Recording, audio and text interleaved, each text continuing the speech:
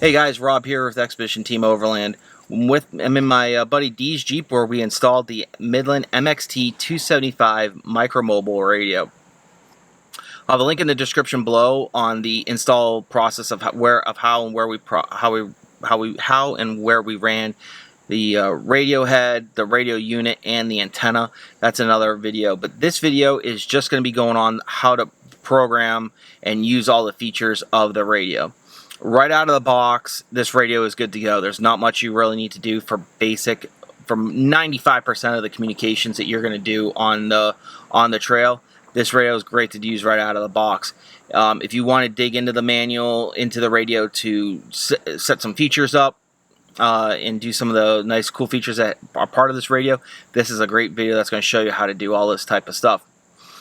When you get the radio, you get a nice little wallet size instruction manual. That's great to throw in your glove box or whatnot, but if you need some bigger print or you want to write notes and whatnot, you can go to the Midland website, and it's on for all the radios. You go to their the radio page and you can download a PDF version, and I've done it right here. So what we're going to do is we're going to go step by step on how to use this radio. So right off the bat the radio is pretty straightforward, and what we're going to do is how to turn it on. So everything in this radio is in the handheld. You have your channel selection up top on the left and right. In the center is a on-off button. Then you have a menu button, call button, lock, your volume controls, your weather, monitor, and scan buttons. On pages pages 9 and 10 of the owner's manual has all these features and what they're labeled for, and then on the inside of the screen it also has all of the icons and what they mean. So one thing I talk about in all my videos is, because it's on page 13, is range. This radio has two power settings, high and low. Low is only available on channels 1 through 7 because those are FRS channels. This is a GMRS radio, so it does require the FCC GMRS license. Good for 10 years. It's $70. There's no test, and it covers everybody in your family, wife, kids, and whatnot. It's more of a formality because of the licensing, how these radio bands are used all around the world. Some countries actually require a test, so according with the world organizations on the radios, you have to have licensed for this. So on the higher channels, you can go high and low power. I always run my radios in high power. The only reason I would go to a lower power is if I really didn't want to send my signal out to everybody that can hear it. These radios have they're advertised over 30 miles of range, but realistically you'll probably get maybe 6 to 10 miles. So if you wanted to keep everything tight, you can go into a lower power setting. But for the most part, I always run in high power. So now to first part is how to power up the radio. So like I said, it's the center, the top center button.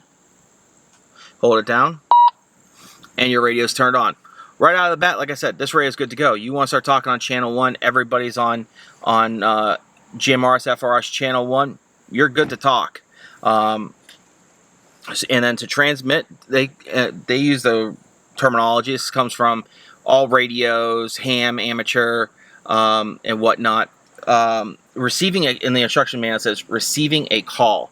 Receiving a call is a radio transmission. So when someone sends when you want to transmit, you hold in the push to talk button, and you'll see on top it says TX low, and then you have a little bar on the bottom that shows how much power is going out.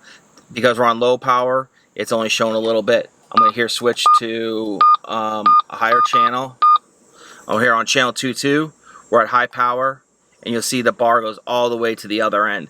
So that's how you know you're transmitting at the highest power. So one of the really awesome features of this radio is everything is in the microphone.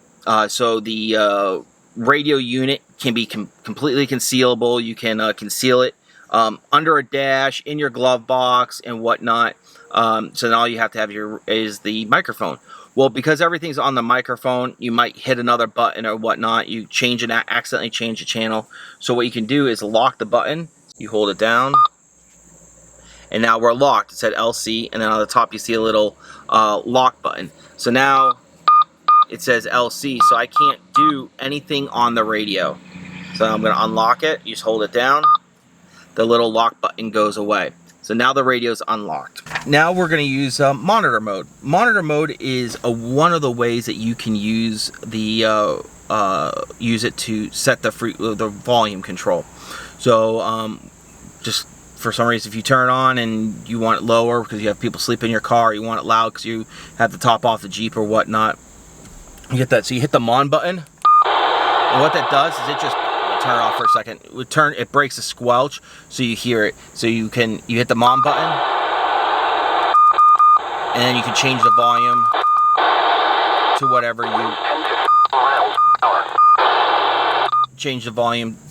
whatever setting you want. Now we're gonna get into auto scan. So here in the city where I'm at, there isn't a lot of GMRS radio activity files in Moab, URA, or somewhere there was a lot of GMRS FRS usage. You're gonna have to find a channel that not many people are using. So if you have another party that is on, we'll say channel 22, but they're not currently transmitting on it, it's going to scan through that channel.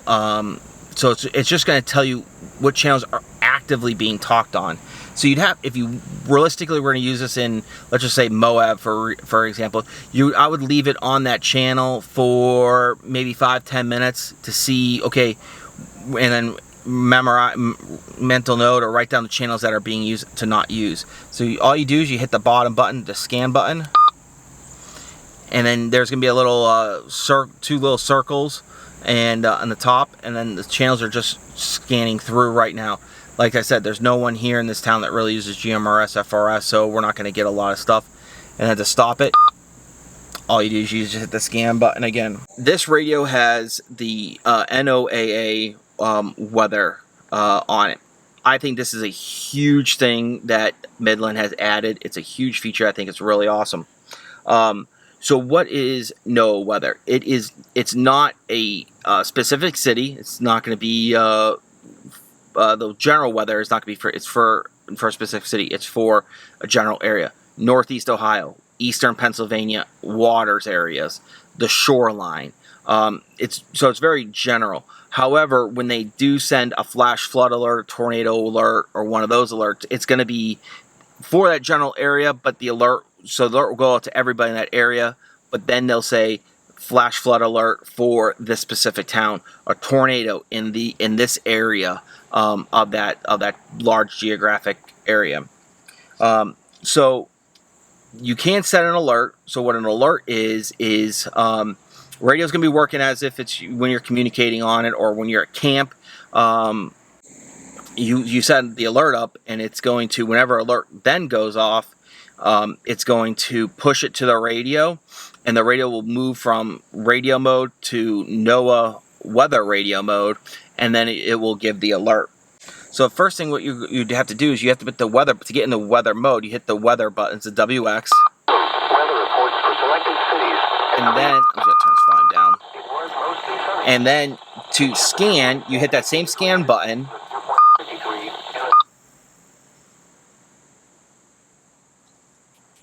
Partly cloudy. Highs and so wherever it breaks the squelch, it's we got a couple radios here. The Jeep we have on has the 6 dB antenna, so it's going to pick up a lot of these channels. So you just want to find a channel that has the best reception. So here we're on channel 2, and we got our weather radio.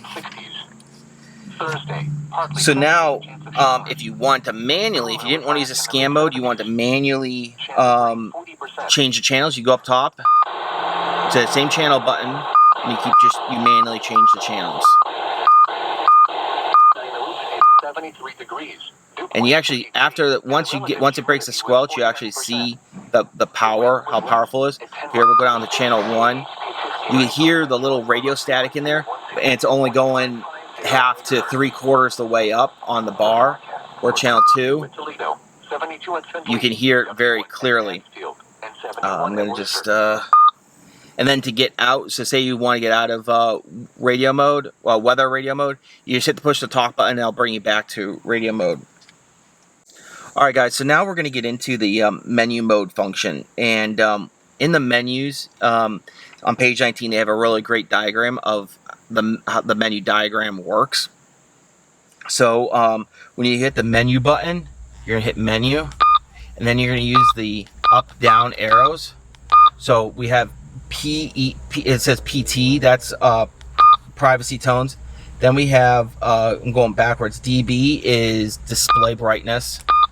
Then RP is Roger beep, repeater channels. Then we have BP, which is silent operation. CA, which is call alert. RB, which is Roger beep. This 5.9, which is supposed to be SQ, which is squelch. PR is your transmit power, and then we're back to the privacy tones. So you have to using the quick reference chart and the going through the menus a couple times. It'll make sense because 2.2 does not look like I forget what was that Roger beep. I think was that one. It's just kind of weird how that stuff is. So so it's a good thing to reference this. This is unless you really use this radio multiple times a day and you really know how to use it. This is getting into these menus is something you're probably not going to be able to do while you're driving. You're going to need your passenger to do it, or you're going to have to pull off to the side of the road and to set this stuff up. Which is like what I'm going to first be going into is the privacy codes. Privacy codes are a really great thing that Midland has, but it only works on Midland to Midland radios. If you're using a Midland radio and someone else has a Motorola, Uniden, or a non-Midland company radio, these privacy tones probably are not going to work. So you have to have, everyone in your party has to have Midland radios. And the way they work is that it sends out a sub-audible tone, a tone that the human ear can't hear, but it's a tone the radio hears, and it will break the squelch, and then you and your party will talk on.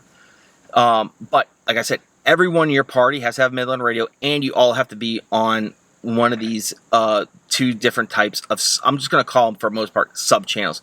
These privacy tones came over from the ham amateur radio people.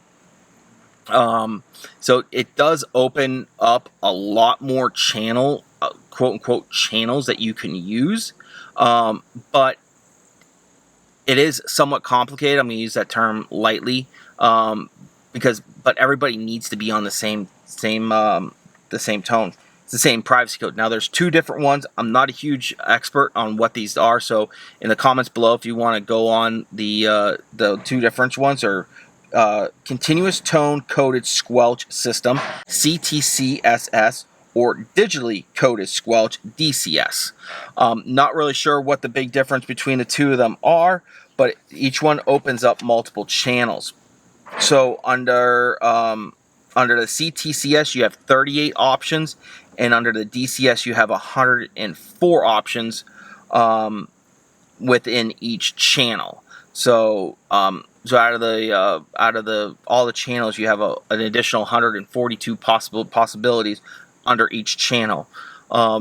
Where I possibly see this being used is in a very busy area like Moab or Ouray, Silverton, Telluride, Lake City, the Alpine Loop area, a off-road park where there's a lot of people there using this. GMRS FRS is becoming significantly more popular. People are moving over from CB. So this is something you have to set up before you guys go out on the trail. I've been on cruises with handhelds. We just change the channel, and then you have to deal with other people possibly on your channel. with us in the off-roading overland industry, I think that, yeah, you might have a lot of people on channel 22, for example, in Moab. Once you get out of town and on the trail, there's not going to be a problem. If two groups are following each other and they're both on the same channel, someone just goes to another channel. To me, that's the easiest thing. Say, everyone in our party, we're going to channel 14 or we're going to channel 21. That's the way I would operate. But if you choose to go into the privacy codes, what you're going to do is you're going to hit the menu button, and you're going to go to PT, and then you have to hit the lock button, and you turn it on. And you go down to, you have off, DC, which is the DCS, or the CE, which is CTCSS. And they each have two different codes. Unfortunately, I got to do it pretty quickly. So the DC has a little like right-angled snake, and the CE has a nice curved snake. And that's, you'll see those two symbols once you once we get past that. So then you want to go CE, and then you have all your channels 1 through 38, and then you just hit. So we want CE1 there. So now we're on channel 22, CTCSS channel 1, and you can tell it's CTCS because it has the snake, not the right-angled snake. So, and then to get out of that, so if we want to go to DCS1, we're going to hit menu, lock, we'll go to DC, lock, and then here's where you have, and then A4 is 104, there's 199, A0 is 100, that's 101, 2, 3, 4. So we'll be on DCS1. We're going to hit the menu button. So now we're on channel 22, sub-channel 1 of DCS. Now, if we want to go, say we want to go to another channel, if you just want to go to channel 1, now we're in channel just 1 with no sub-channels. You go back to 22, you're back in your DCS sub-channel 1 mode, even 21, which is GMRS frequency and high power. It doesn't move. So now to get out of it, you're going to hit menu, PE, and then menu channel back to off, lock, and now you're out of it. So, like I said, all GMRS radios, all Midland GMRS FRS radios, you have to have everyone on the same one to use these privacy codes, or else it probably won't work. Okay, so now we're going to go into transmit power. So this is where if you wanted to go to low power for some reason, go menu, up to PR, lock, and then use the up and down arrows for high and low. So I'm going to hit low, lock. So now we're on channel 22 with low power says up there. We want to go back into high power, PR, back to high, lock, and now we're back into high power. So now we can adjust the squelch. So squelch is the open radio that you can hear, the radio static. Where I think this would be optimal is, let's say you have to reach someone who is super far away.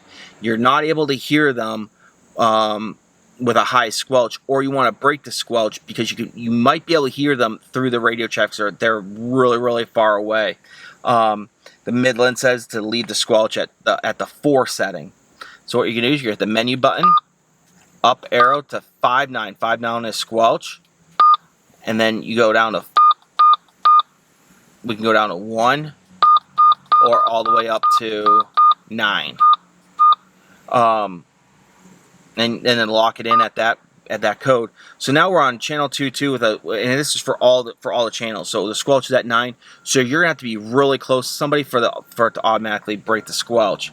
So 5.9, lock, 1, lock.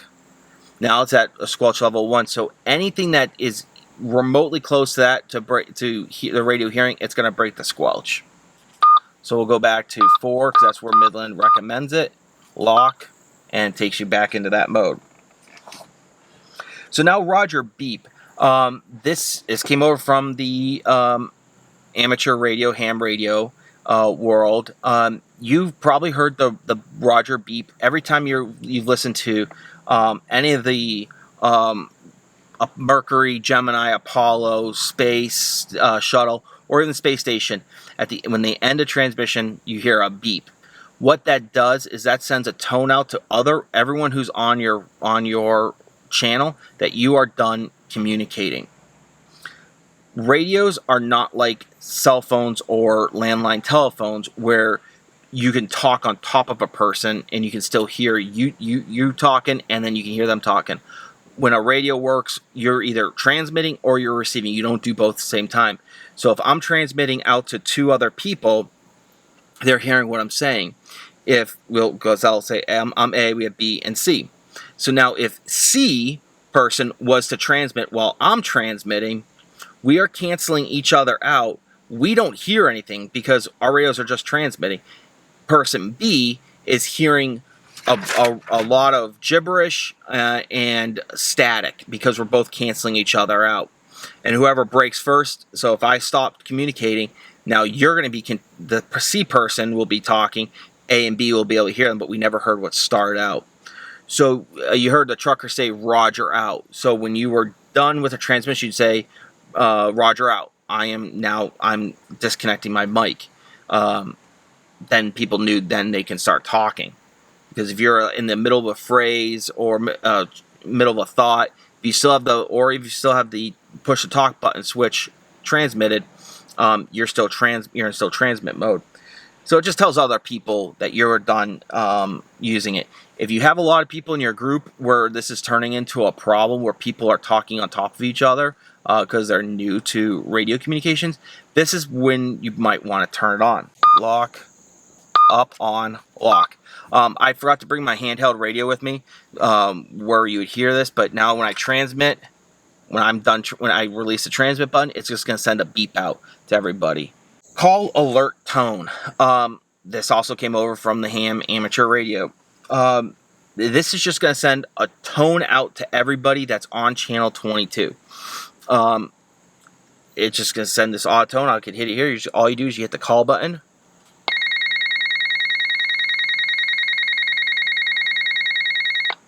So now everybody just got that on their radios. Where I see this in the overlanding off-road hobby industry is two things. You're in an emergency. You are going. You can't reach anybody on a frequency. So you go to every radio channel. You're going to go channel 22. You hit call. Hopefully someone will hear that and respond. Or you have a spotter out in front of you, and the radio is in their pocket, and you're trying to talk to them. They aren't responding because they don't hear your voice over their little handheld microphone speaker. But this tone might just trigger something in their head to hear it, and they'll grab it. So what you can do is there's 5 different tones in here. So we're going to menu, up arrow to CA, lock.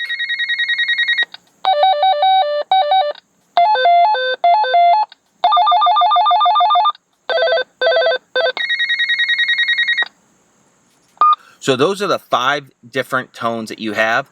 And then to set it, like you said, you hit menu. We'll hit the lock button. And then once you hit 2, now it's locked in tone 2.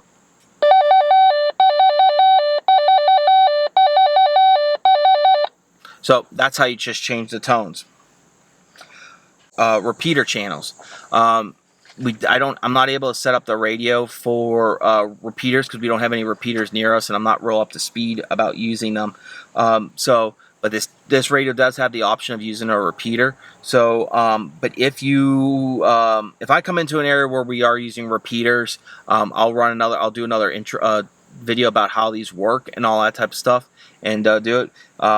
But feel free in the comments below to discuss these repeaters if you used them in GMRS. I'd love to learn more about them and the privacy settings.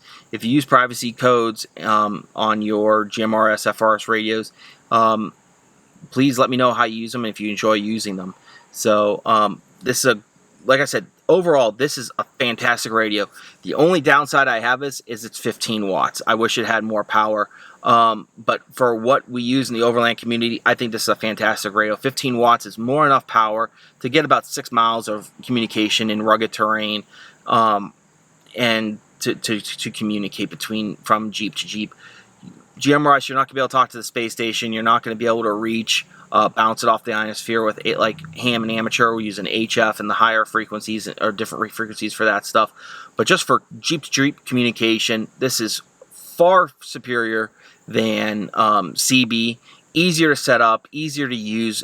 Even the handhelds, you get 2 handhelds for about $100. You're good to go. Even with this, you have to make sure your antenna's